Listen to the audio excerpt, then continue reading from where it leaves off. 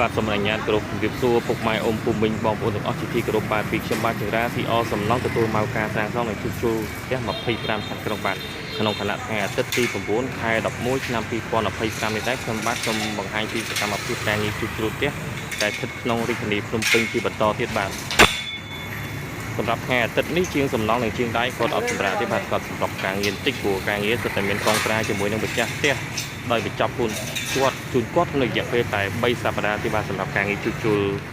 ប្រសិនបើពុកម៉ែអ៊ំពូមីងបងប្អូនទាំងអស់មានចំណាប់អារម្មណ៍សាងសង់ឬក៏ជួសជុលផ្ទះបាទតូចធំក្តី25ខែក្រោយអាចទាក់ទងមកខាងខ្ញុំបាទបានជារាស៊ីអសំណងទទួលមកការសាងសង់និងជួសជុលផ្ទះគ្រប់ខេត្តក្រុងបាទផ្ដល់ជូនពុកម៉ែអ៊ំពូមីងបងប្អូនទាំងអស់នៅទំនុកចិត្តគុណភាពសំណងច្បាស់លាស់ព្រមទាំងតម្លៃសមរម្យបាទចុងក្រោយក៏សូមជូនពរពុកម៉ែអ៊ំពូមីងបងប្អូនទាំងអស់មានសុខភាពល្អបាទពីខ្ញុំបាទជារាសូមគោរពលាបាទ